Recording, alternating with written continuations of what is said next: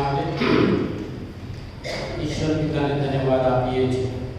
સર્વને જય મસીહ કે પ્રભુનો આભાર માનીએ છીએ, ધન્યવાદ આપીએ છીએ આજના દિવસની ભેટના માટે અને આ વર્ષનો 10મો માસ અને તેનો છેલ્લો દિવસ પ્રભુની કૃપામાં આપણે જોઈ શક્યા છીએ।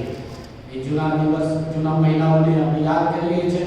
પ્રભુને વિશ્વાસમાં સંવાદોની સંઘર્ષ, દુઃખ, હતાશ, નિરાશામાંથી આપણે પસાર થયા તો પણ તેનો વિશ્વાસ પણ આપણી સાથે છે અને એટલા માટે ઈશ્વરને ધન્યવાદ આપીએ છીએ। અને આ વર્ષે પ્રભુની કૃપામાં ખ્રિસ્તી ગુરુ જીવન સપ્તાહની ઉજવણી ખ્રિસ્તી સેવા મહિલા સંઘ દ્વારા થઈ શકી છે। આભાર માની છું। ચિત્ર મૂકશો? Thank you. આ વખતે ઘર કુટુંબ સપ્તાહની જે સભાઓનું જે મુદ્રાલેખ છે તે રોમણીના પત્ર 13મો અધ્યાય અને તેની 11મી કલમ પ્રમાણે સમય વર્તીને એ યાદ રાખો કે હમણાં તમારે ઉઠવાની ઊંઘમાંથી ઉઠવાની વેળા આવી ચૂકી છે અને તે પ્રમાણે જે આધાર વચન છે યોહાન લખેલી સુવાર્તા 16મો અધ્યાય 33મી કલમ પ્રમાણે મારામાં તમને શાંતિ મળે માટે મેં વચનો કહ્યા છે। જગતમાં તમને સંકટ છે પણ હિંમત રાખો, જગતને મેં જીત્યું છે। આ વચનના આધારે ઘર કુટુંબ સપ્તાહ ચલાવવામાં આવ્યો। ગયા રવિવારે સાંજથી તો ગઈકાલે સાંજ સુધી એ મીટિંગો સભા થઈ શકી। પ્રભુનો આભાર માનીએ છીએ। જો કે તમે બધા સહભાગી બની ના શક્યા એટલા માટે આપણે બધાને પણ તેનો લાભ મળે હેતુસર હું એ બધાનું પુનરાવર્તન કરવા માંગુ છું। એ બધા દિવસોના વચનો સંબંધી હું કહીશ અને ત્યાર પછી આજે ટૂંકી બાબતો આપણે એના પરથી શીખવા માંગીએ છીએ। આવો આપણે પ્રાર્થના કરીએ। જીવતા અને પવિત્ર સર્વશક્તિમાન સનાતન ઈશ્વર પિતા, ફરી એકવાર અમે અમારા મસ્તકો તમારી કૃપા સનાતનમાં આવીએ છીએ। છેલ્લા એક અઠવાડિયાથી ગુરુ જીવન સપ્તાહની ઉજવણી થઈ શકી અને એમાં જુદા જુદા વિષય પર વચનો પ્રમાણે પ્રભુ તમારો વચન પ્રગટ કરવામાં આવ્યો। અમે આભાર માનીએ છીએ। આજે સવારે જ્યારે તમારા ઘરમાં અમે આવેલા છીએ એ વચનો દ્વારા તમે અમને વ્યક્તિગતની સાથે કુટુંબિક રીતે અને મંડળી તરીકે પ્રભુજી તમે વાત કરો એટલા માટે અમે બધા તમારી પાસે આવેલા છીએ। અમારા હૃદય અને મનનો કચરો તમે લો, તમામ ભટકતા અને ભૂંડા વિચારોને દૂર કરો। તમારી કૃપામાં અમને દોરવાની વિનંતી કરીએ છીએ। મને પણ તમારા મદદમાં છાયા હેઠળ સંતાડો। મારા મુખમાં તમારા વચનો મૂકો, હિંમતથી તમારું વચન પ્રગટ કરી શકે એટલા માટે તમારી કૃપામાં દો। અમે બધા તમારા પવિત્ર હાથમાં સોંપાતા પ્રાર્થના મુક્તિદાતા પ્રભુ ઈસુ ખ્રિસ્તના નામમાં માંગીએ છીએ। આમીન। આધાર વચન અને ખાસ કરીને મુદ્રાલેખ પ્રમાણે છેલ્લા એક અઠવાડિયાથી જે જુદા જુદા વિષયો પર અભ્યાસ કરવામાં આવ્યો, વિચારણા કરવામાં આવી, વાત કરવામાં આવી અને વચનો પ્રગટ કરવામાં આવી। તે પ્રમાણે ગયા સાંજે ખ્રિસ્તી કુટુંબમાં નેતાગીરીની અનિવાર્યતા તેમજ ઈશ્વરે કરેલી વ્યવસ્થા સંબંધી અભ્યાસ કર્યો અને તેમાં હું અને મારું કુટુંબ જે છે તે પ્રભુ ઈસુ ખ્રિસ્તમાં એક કુટુંબની અંદર મારી આગેવાની કહે છે। જો કે દુનિયાની આગેવાની આપણે વિચાર કરીએ તેના કરતા આત્મિક આગેવાનીની વાત ત્યાં કરવામાં આવી છે અને એમાં કુટુંબના વડા તરીકે, કુટુંબના આગેવાન તરીકે, કુટુંબની વ્યક્તિ તરીકે મારું જીવન એ કુટુંબના બધા સભ્યોના માટે નમૂનારૂપ હોય અને એ ધ્યાન કરવામાં આવ્યું અને એના માટે આપણે કાં તો ઇબ્રાહીમનો અથવા નૂહનું ઉદાહરણ લઈ શકીએ અને એટલા માટે કોઈ પણ રીતે કુટુંબમાં આ બધી બાબતોની આપણે કાળજી રાખીએ, પરંતુ આત્મિક બાબતોમાં જો આપણે બેદરકાર રહીશું તો વાહનો આપણા કુટુંબની અંદર શૈતાન આપણને છિન્નભિન્ન કરી નાખી શકે છે। શૈતાન જુદા જુદા પ્રશ્નો અને વિડંબનાઓ લાવીને કુટુંબને આધ્યાત્મિક નુકસાની સાથે ફિઝિકલી નુકસાન પણ કરે છે અને આપણે જોઈએ છીએ એટલા માટે આત્મિક રીતે નેતા તરીકે, આગેવાન તરીકે, કુટુંબની વ્યક્તિ તરીકે આપણે એ નમૂનારૂપ જીવન જીવવા માટે એટલે કે પ્રભુના વચનમાં, પ્રાર્થનામાં, વિશ્વાસમાં અને મંડળી સાથેનો આપણે જે સંબંધ છે તે એકદમ સજાગ અને દ્રઢ અને જુવાર રાખવાનું રહેશે। એ પહેલા દિવસનું વચન આપણે જોઈ ગયા અને કુટુંબ તરીકે ઈશ્વરના અજવાળામાં ચાલવા માટે આપણો નમૂનો અગત્યનો છે।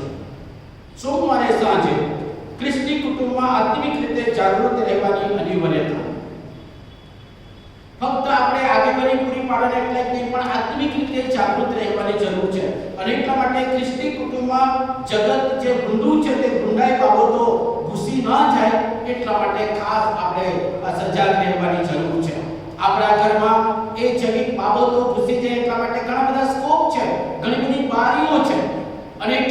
વાહનો આપણા બાળકોની પાસે જે છે તે આપણી પાસે જે છે તે ટીવીમાં જે આવે છે તે ઘરની વ્યવસ્થા અને વાંચનની બાબતો જે છે તે આપણો વ્યવહાર અને વર્તન એ બધી બાબતોમાં આપણે આત્મિક જાગૃતિના ભાગરૂપે પવિત્ર શાસ્ત્રના વચનોનું નિયમિત વાંચન કરવું, એનો નિયમિત અભ્યાસ કરવો, એને નિયમિત વ્યક્તિગત રીતે મનન કરવું અને પ્રાર્થના કરવી અને પ્રાર્થનાની સાથે પ્રભુની સાથે પણ એ સંબંધમાં રહેવું જરૂરી છે. અને એટલા માટે નૂહના સમયમાં એ સંજોગો હતા કે દરેક ઘરમાં એ દુષ્ટતા ઘૂસી ગઈ હતી અને એટલા માટે નૂહ એક આગેવાન તરીકે ઘરની અંદર આત્મિક બાબતો જાળવી રાખે છે અને એટલા માટે એનું કુટુંબ એ જળ પ્રલયમાં પ્રભુએ એનો ઉદ્ધાર કર્યો, તારણ કર્યો એ આપણે જોઈ શકીએ છીએ. મંગળવારે સાંજે ખ્રિસ્તી કુટુંબમાં એકતામાં રહીને કરવાનું આત્મિક યુદ્ધ છે. આપણે બધા આત્મિક યુદ્ધમાં જોડાયા છીએ. આપણે જાણીએ કે અજાણીએ આપણે બધા સ્પિરિચ્યુઅલ વોરફેરની અંદર આપણે સામેલ છીએ. આપણા શરીર અને જગત અને પ્રભુના વચન અને પ્રભુની આ જે બાબતો છે તે હંમેશા યુદ્ધ કર્યા કરે છે. એટલા માટે એ કુટુંબ તરીકે જ્યારે એકતામાં રહીને એનો સામનો કરીએ ત્યારે આપણે આત્મિક યુદ્ધમાં જીત પામીએ છીએ. આપણે જે દુશ્મન છે તે જગત છે. આપણે જગતમાં છીએ પણ જગતના નથી. જગતમાં છીએ પણ જગતના નથી. આપણે મુસાફર છે. જો કે સરસ આપણે ગીત તો ગાય છે ને, નીલે આસમાન કે પાર જાયેંગે, પણ અહીંયા જ રહેવાનું આપણને બધાને મન થાય. અને એટલા માટે જગત આ દુશ્મન છે. જગતના જે વાનાઓ છે તે ત્યાર પછી આપણું શરીર પોતે પણ દુશ્મન તરીકે કાર્ય કરે છે. પાઉલ પ્રેરિત કહે છે, મારામાં હું યુદ્ધનો અનુભવ કરું છું. મારું શરીર એક તરફ ખેંચે છે, મારો આત્મા બીજી તરફ ખેંચે છે. અને યુદ્ધ વાલાઓ પ્રભુના લોકો તરીકે અને આત્મિક કુટુંબ તરીકે પ્રભુનું કુટુંબ તરીકે હંમેશા અનુભવીએ છીએ અને આપણો દેહ છે એ પણ આપણો દુશ્મન તરીકે કાર્ય કરે છે. ઘણી વખત દેહ આપણને સપોર્ટ ના આપે અથવા દેહની વાસના આપણને ખેંચી લઈ જાય, આંખોની લાલસા એ તરફ લઈ જાય અને જગત જે જીવનનો અહંકાર આપણને એ તરફ લઈ જાય. અને ત્રીજો દુશ્મન છે તો શૈતાન છે. શૈતાન ખાઈ પીને અને ગુજરાતી ભાષામાં પેલી મજાકની ભાષામાં કહેતા આદુ ખાઈને શૈતાન આપણી પાછળ પડે છે. તો એક સમયે દરેક ક્ષણે એક પણ ક્ષણ શૈતાન ચૂકી ના જાય કે આપણને એ ખેંચી પાડવા માટે દરેક રીતે કોશિશ કરે છે. અને આ દુશ્મનની સામે કુટુંબ તરીકે આપણે પ્રભુના વચન દ્વારા, પ્રાર્થના દ્વારા, પ્રભુની મંડળી સાથેના જીવંત સંબંધ દ્વારા એના પર આપણે યુદ્ધમાં જીત પામી શકીએ છીએ. એટલા માટે આત્મિક હથિયારો આપણે ખાસ સજવાના છે. જે આત્મિક હથિયારો ફક્ત જાણવા માટે નહીં, જ્ઞાન પૂરતા નહીં, પણ એનો ઉપયોગ કરવાનો. આપણે દર રવિવારે બાઇબલ ઊંચું કરીએ છીએ નહીં, બરાબર? પણ એ બાઇબલ ફક્ત ઊંચું કરવા માટે નથી. જે આપણું જીવનનું માર્ગદર્શન છે, જેનાથી આપણને જીવન પ્રાપ્ત થાય છે, એ આપણે વાંચવાનું છે કે જેથી આત્મિક યુદ્ધમાં આપણે જીતી શકીએ. અને એટલા માટે એ બાબતથી બુધવારે સાંજે વિશ્વાસી કુટુંબનો સાચો ખજાનો, વિશ્વાસી કુટુંબ છે અને એટલા માટે વિશ્વાસી કુટુંબનો સાચો ખજાનો શું છે, કયો છે? જગતમાં ખજાના માટે આપણે તનતોડ મહેનત કરીએ છીએ, પરિશ્રમ કરીએ છીએ, કાર્ય કરીએ છીએ, સમય સાચવીએ છીએ અને બધી બાબતોમાં દોડધામ કરીએ છીએ. પણ આત્મિક ખજાનો કે જેનાથી આપણને આ પૃથ્વી પર અને ત્યાર પછીના જીવનમાં પણ હંમેશા માટે આપણને મળશે, તે ખજાના માટે મહેનત કરવાની છે. તે પણ સીધી રીતે પવિત્ર વચનો આપણી પાસે આપવામાં આવે છે. પ્રભુ સાથેનો આપણો સંબંધ તે દ્વારા પ્રાર્થના માટે આવે છે. અને આપણા માટે મંડળી છે, મંડળીના આગેવાનો છે, મંડળીના પાળક સાહેબ છે, મંડળીના આત્મિક લોકો છે, મંડળીના વડીલો છે, જે દ્વારા તેઓની સાથેના સંબંધમાં આપણે ખજાનાની પાસે આપણે એકઠું કરી શકીએ છીએ. અને પ્રભુ ઈસુ ખ્રિસ્ત પણ શિક્ષણમાં કહે છે કે તમારું ધન આકાશમાં એકઠું કરે છે, જ્યાં કીડા ખાઈ જતા નથી, ત્યાં ઉંદર ખાઈ જતી નથી અને ચોર ચોરી જતા નથી.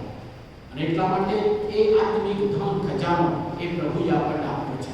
એ આપણા પ્રભુના લોકો પાસે છે, આપણી પાસે છે, બીજાની પાસે નથી. પણ એ ખજાનો અમર મૂકી રાખીશું તો વહાલાઓ એમ જ ધૂળ ખાશે, ખલાસ થઈ જશે, નાશ પામશે, પણ આપણે પણ તેની સાથે હંમેશા માટે નાશ પામીશું. અને એટલા માટે કુટુંબ વિશ્વાસી કુટુંબનો જે સાચો ખજાનો પ્રભુએ આપણને આપ્યો છે એ દ્વારા આકાશમાં આપણું ધન એકઠું કરીને એ માટે આપણે સંતોષી રહીએ. જગત બાબતોમાં જે મહેનત કરે છે તેની સાથે સંતોષની સાથે એ પ્રેમ દ્વારા જે ધન એકઠું કરવાનું છે તેમાં આપણે આગળ વધીએ.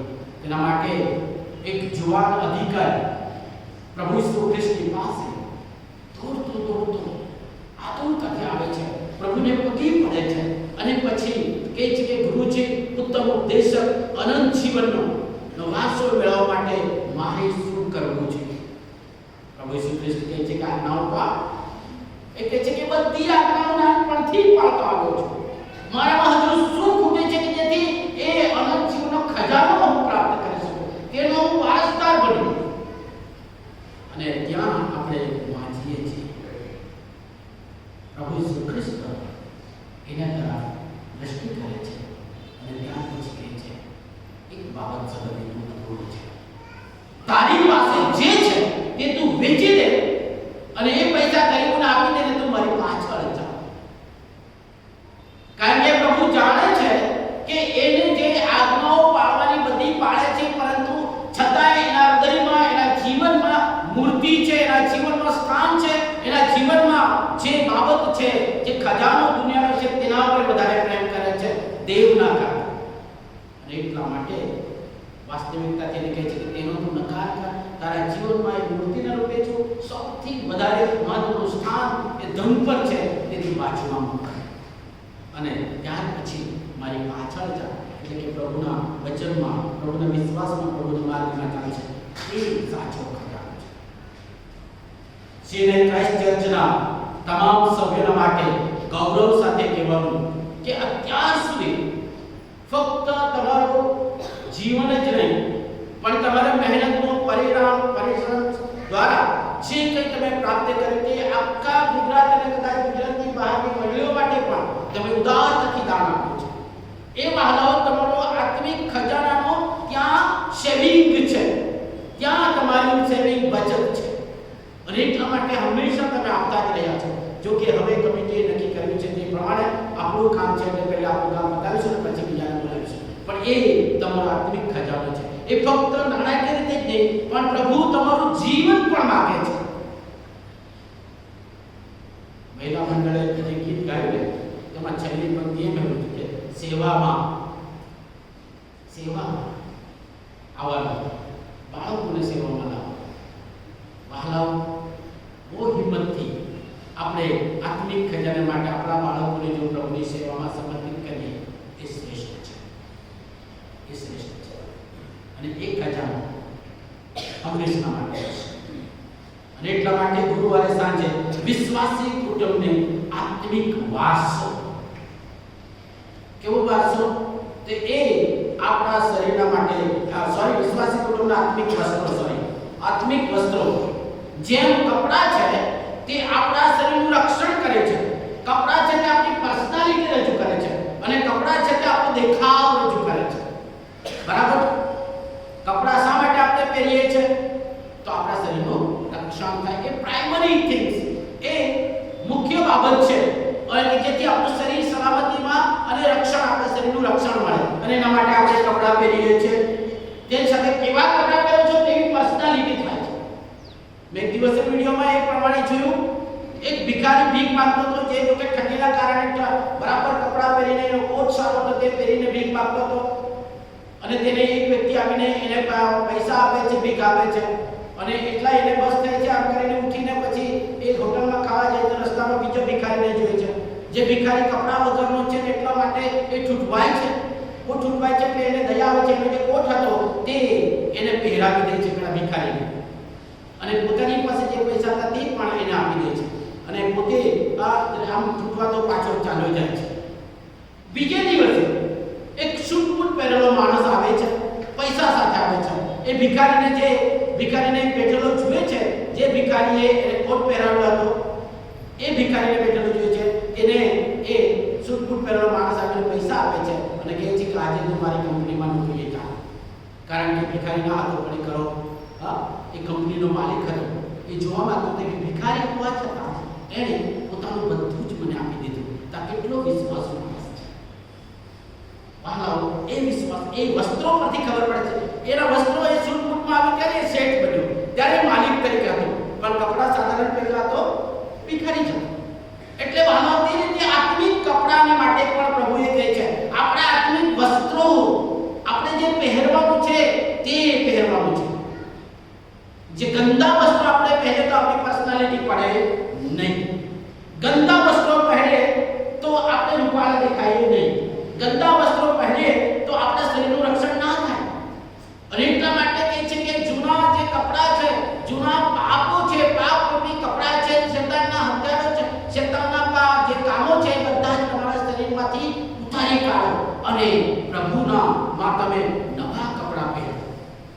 જે પહેરવાનું છે તે વહાલાઓ બહુ અગત્યનું છે.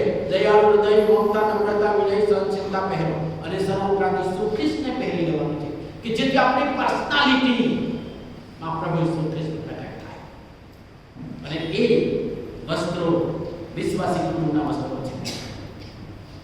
આપણા ઘરના બધા વહાલાઓના કેવા વસ્ત્રો છે એ આપણે તપાસ કરવાના.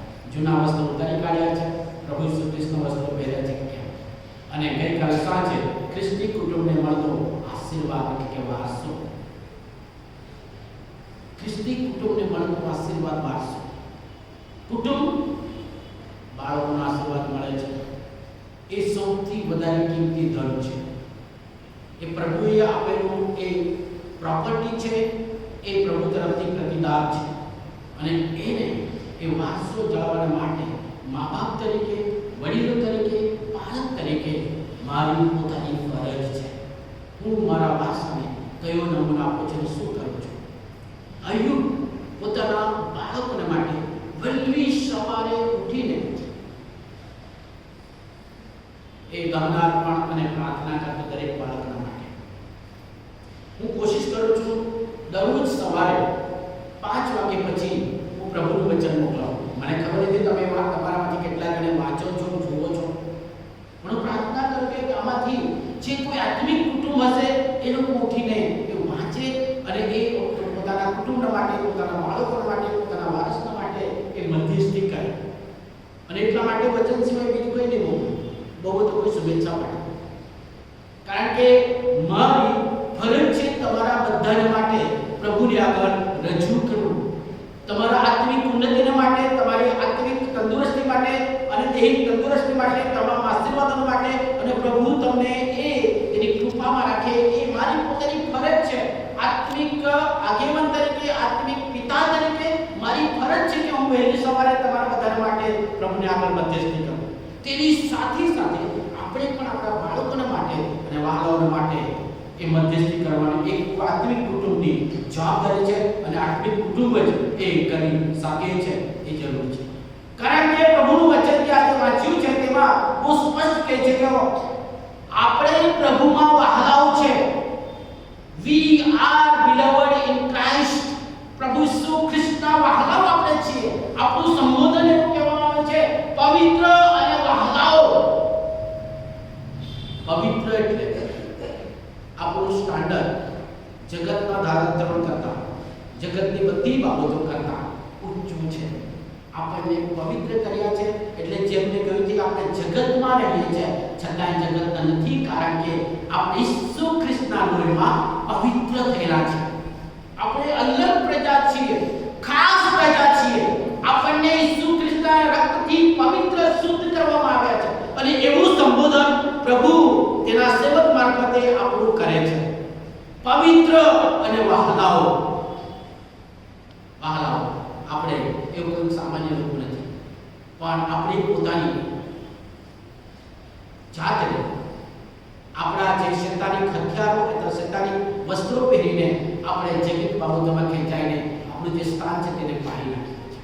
આજે સવારે આ ઘર કુટુંબ સપ્તાહના છેલ્લા દિવસે પૂર્ણાંગના સમયે પ્રભુ આપણને કુટુંબની સાથે વ્યક્તિગત રીતે કહે છે કે પ્રભુ ઈસુ ખ્રિસ્તના જે હથિયારો છે, પવિત્ર આત્માનું ફળ છે, પ્રભુ ઈસુ ખ્રિસ્તને પહેરીએ અને એટલા માટે એ શૈતાનના હથિયારોને ઉતારી મૂકીએ, શૈતાનના વસ્ત્રોને ઉતારી મૂકીએ કે જેથી આપણે પવિત્ર છીએ અને પ્રભુના ખાસ લોક છીએ.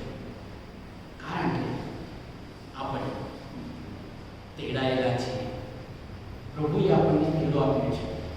જગતમાં ઘણા લોકો પ્રભુ ઈસુ ખ્રિસ્તની પાસે આવતા નથી, બાપ્તિસ્મા લેતા નથી, દેવળમાં આવતા નથી, દેવળ સાથે સંબંધ રાખતા નથી, પ્રભુની આરાધના કરતા નથી, પ્રભુનું વચન વાંચતા નથી, વાંચી પણ નહીં શકશે. પણ પ્રભુએ આપણને બધાને એ તક આપી છે, કારણ કે આપણે તેડાયેલા છીએ. તે સર્વોપરાંત આ મંડળીમાં પણ ઘણા બધા સભ્યો છે, ઘણા બધા કુટુંબો છે.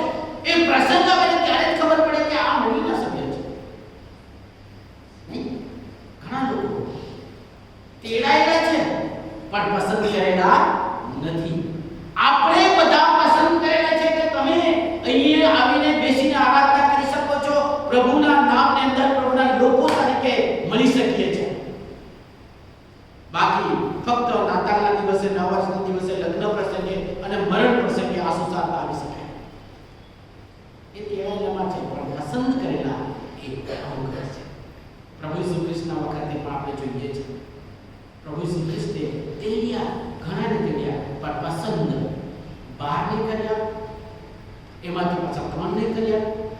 70 ની કર્યા અને આજે આપણને બધાને પસંદ કર્યા છે.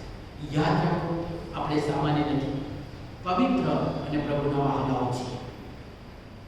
આપણને તેડવામાં આવ્યા છે જગતમાંથી, અને તે સર્વોપરાંત બધામાંથી આપણને પસંદ કરવામાં આવે છે.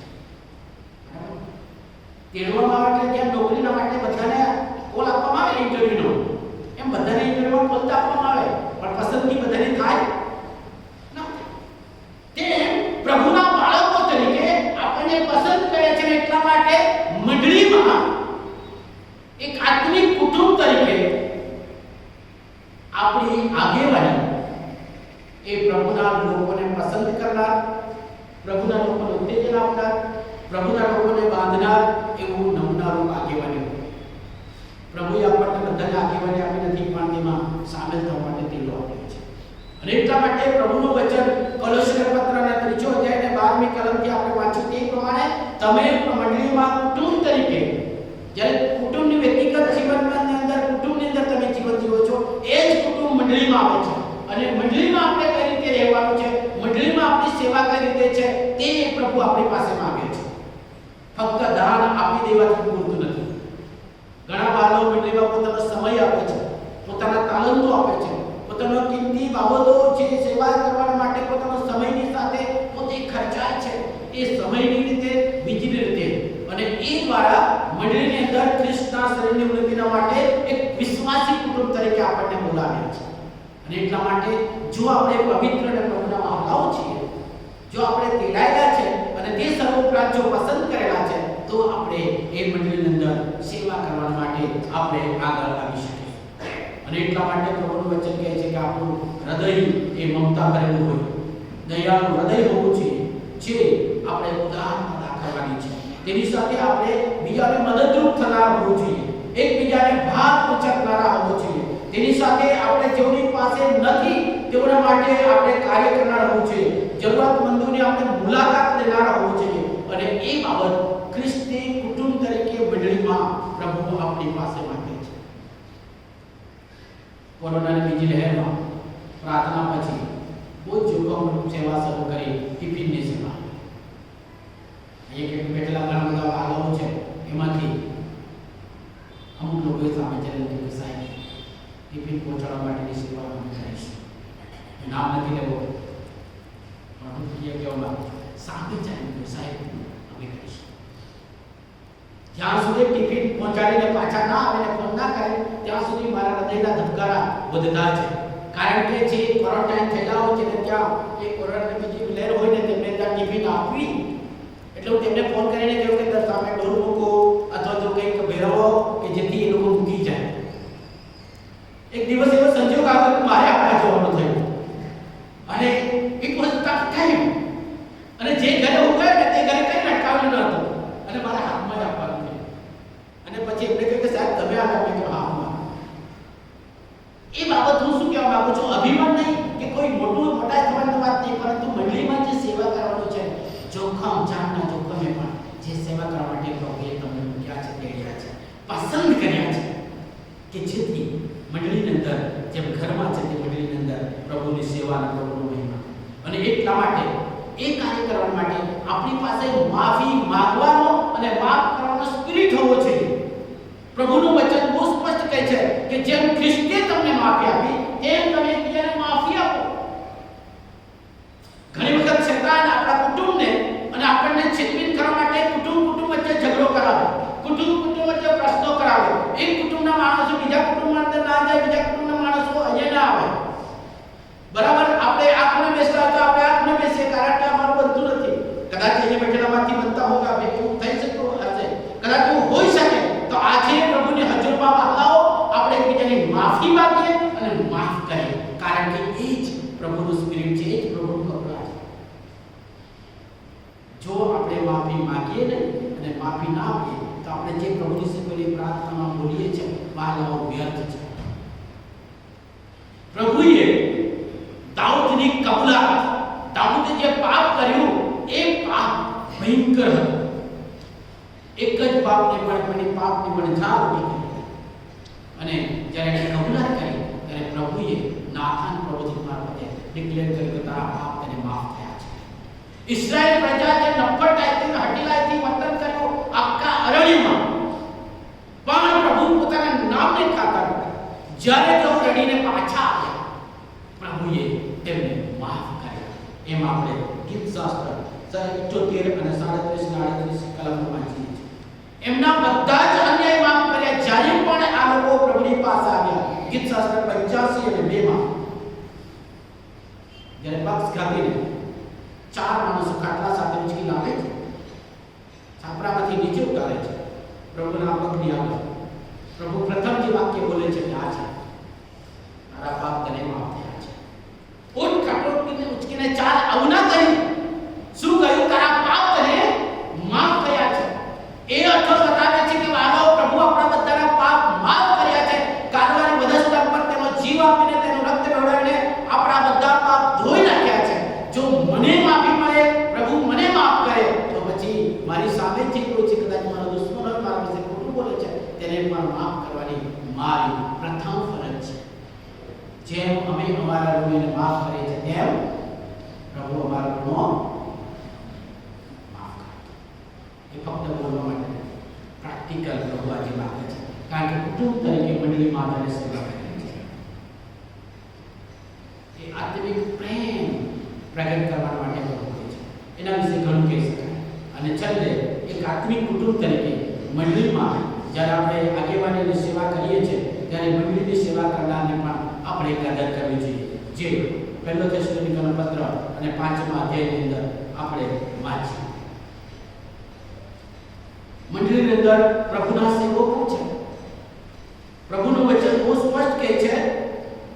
પહેલો થેસલોનિકીનો પત્ર 5મો અધ્યાય 12મી કલમ, પણ ભાઈઓ, અમે તમને વિનંતી કરીએ છીએ કે જેઓ તમારામાં મહેનત કરે છે અને પ્રભુમાં તમારા આગેવાન છે અને તમને બોધ કરે છે, તેઓની કદર કરો અને તેઓના કામને લીધે પ્રેમપૂર્વક તેઓને અતિ ઘણું માન આપો.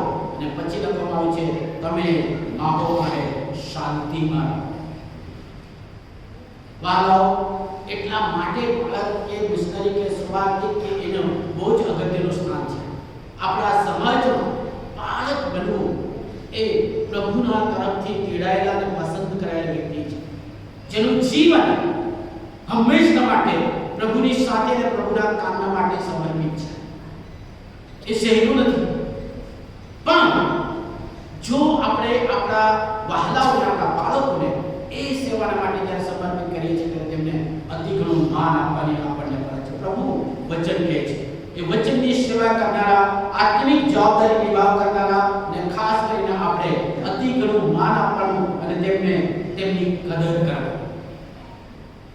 વાલા એવું ના સમજીએ કે બાળક સાથે તો પગાર મળે છે, એવું ના સમજવાનું કે સેવકોને તો વેતનો મળે છે.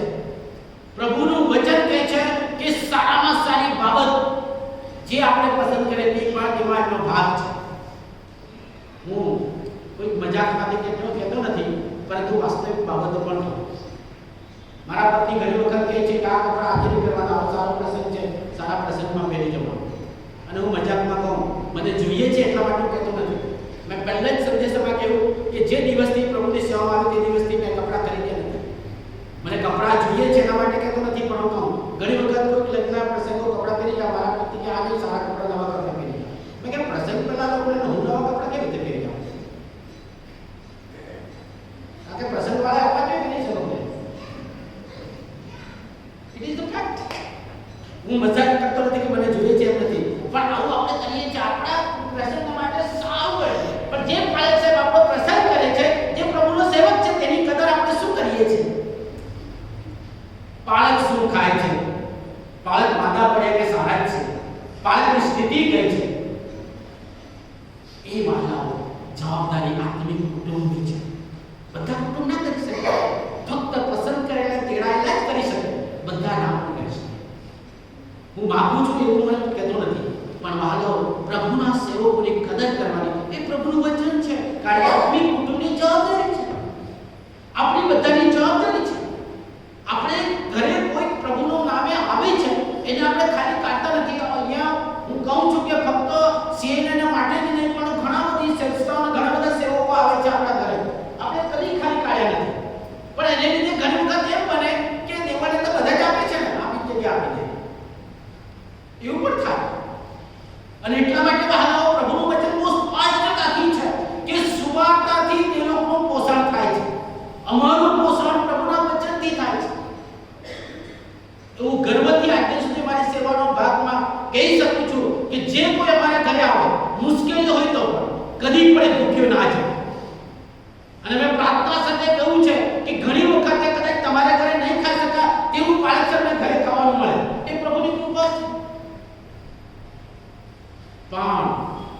સેવકોની કદર કરવાની, સેવકોને તકેદાર રાખવાની, સેવકોને કાળજી રાખવાની આત્મિક કુટુંબની જવાબદારી છે. જૂના કરારમાં તો ઘણી બધી બાબતો કહે છે, પણ પ્રભુનું શિક્ષણ છે અને એટલા માટે સેવકોને એ જવાબદારી ધ્યાન કરવાનું. સર્વ બાબતોમાં આપણો એનો હિસ્સો છે. બાળકનો કે સેવકનો આપણા ઘરના તમામ પ્રસંગોમાં હિસ્સો છે, કારણ કે આત્મિક આશીર્વાદો લાવનાર પ્રભુનું પ્રતિનિધિ કરે છે, જે આપણા માટે પ્રાર્થના કરે, જે આપણને માટે સમજણ આપે, દોરવણી કરે, મધ્યસ્થી કરે, એમની આ બધી બાબતોમાં આપણો હિસ્સો છે. એમને આપવાની જવાબદારી આપણી છે અને એટલા માટે એમને આધીન આપણે રહે છે. પ્રભુના સેવકોને આપણે માન આપીએ છીએ. મારે એવો અનુભવ ના હતો, પણ પહેલા સુવાર્તિક તરીકે જે મંડળીમાં થયો એ મુલાકાત લેવા ગયો અને આપણે ત્યાં જેમ કામદાર સોસાયટી છે અને હિન્દુ ક્રિશ્ચન સોસાયટી છે તેમ બધા ખ્રિસ્તી કુટુંબો છે અને હું બાળક સાથે જતો હતો ત્યારે અમુક બહેનો જે બહાર પોતાનું કામ કરે તે લોકો ઉડીને ઊભા થઈ જાય. મને એક પહેલો અનુભવ હતો, મને કંઈ ખબર નથી. પછી મેં બાળક સાહેબને ઘરે જઈને પૂછ્યું, સાહેબ આવું કેમ? એ કહે છે કે પ્રભુના સેવકો તરીકે આપણે એક મહાન છે અને આપણું એક સર્ટિફિકેટ છે, એ જ આપણું બધું છે. બાળક સાહેબે સમજાય. હાલ આપણે બાળક સાહેબોને કે પ્રભુના સેવકોને એ સ્ટાન્ડર્ડે માન આપીએ છીએ, એમની કદર આપણે કરીએ છીએ, એમનો આદર સત્કાર કરીએ છીએ, એમને યોગ્ય માન આપીએ છીએ. તેની સાથે સાથે દેવની વાત જે વિશ્વાસ પણ આપણે કરીએ છીએ એ પ્રમાણે આપણે એનું સન્માન કરીએ છીએ. આત્મિક કુટુંબ મંડળીની અંદર પ્રેમથી આત્મિક વસ્ત્રો પ્રભુ ઈસુ ખ્રિસ્તને પહેરીને આત્મિક આગેવાની આપે, એકબીજાને માફ કરે, એકબીજાને સ્વીકારે, નમ્રતાથી એ સેવામાં આગળ આવે. તેની સાથે સાથે જેઓ સેવા કરે છે, ફક્ત બાળક સાહેબ જ નહીં, પાસ્ટોરલ કમિટીના સભ્યો, ક્વાયરના સભ્યો, સન્ડે સ્કૂલના ટીચરો, મહિલા મંડળના આગેવાનો, એ બધા જ આગેવાની આપે છે. એમને પણ આપણે એવું માન આપીએ, સન્માન કરીએ. એ જે લોકો આપણી આત્મિક આગેવાની આપે છે એ લોકોને આપણે રીતે સન્માન કરીએ. વહાલાઓ જો સન્માન ના કરીએ તો એમના વિશે તો ખોટું બોલવા માટેના આપણો કોઈ અધિકાર પણ નથી. જે કોઈ આત્મિક આગેવાની આપે છે એમનો આપણે સન્માન ના કરી શકીએ તો કઈ વાંધો નહીં, પણ એમના વિશે ખોટી વાત કરવા માટે આપણી પાસે કોઈ અધિકાર નથી. અને આજે સવારે ખ્રિસ્તી ઘર કુટુંબ સપ્તાહની પૂર્ણાહુતિમાં પ્રભુ કુટુંબ તરીકે જો આપણને પવિત્ર કરીને વહાલાઓ કરે છે, આપણે એમને તેડું આપવામાં આવ્યું છે અને આપણને ખાસ લોક તરીકે પસંદ કર્યા છે, તો મંડળીમાં એવી રીતે જીવન જીવવા અને મંડળીની અંદર આગેવાની આપે છે તેઓને એવી રીતે કદર કરીને સેવા કરવી આપણને બધાને પ્રભુ પવિત્ર આત્મા સહાય અને મદદ કરે કે જેથી આવનાર દિવસોમાં પ્રભુ આપણામાંથી પણ જે સેવકો તૈયાર થાય એ સેવકો પ્રભુના મહિમાને માટે ઉપયોગી બને. પ્રાર્થના કરીએ. જીવતા અને પવિત્ર ઈશ્વર પિતા, ફરી એક વાર તમારી પાસે વિનંતી છે. કુટુંબ તમે બનાવ્યું છે અને કુટુંબના શિરપતિ તમે છો અને મંડળીના શિર તમે છો. એના જુદા જુદા અમે અવયવ તરીકે તમે અમને જોડ્યા છે. એ આત્મિક કુટુંબ તરીકે પ્રભુ તમે અમને પસંદ કર્યા છે, પવિત્ર કર્યા છે, વહાલાઓ કર્યા છે અને તમારી પસંદગીમાં અમે જે કે આગેવાનીની સેવા કરીએ છીએ એ પ્રેમથી, નમ્રતાથી, એકબીજાને માફ કરીને, માફી માંગીને તમને પહેરી લઈને અમે એ કાર્ય સેવા કરીએ એવી કૃપા કરો અને તમારા સેવકોને અતિક્રમ માન આપીએ અને કદર કરીએ. એ દ્વારા પ્રભુ મંડળીની સેવા તમારી સુવાસ જગતમાં ફેલાય તેવી કૃપા અમારા દ્વારા કરો. દરેક કુટુંબને તમારા પવિત્ર પાત્ર તળે તમે સમેટો, સંભાળો અને ઉપયોગ કરો. પ્રાર્થના મુક્તિદાતા પ્રભુ ઈસુ ખ્રિસ્તના નામમાં માંગીએ છીએ. આમીન.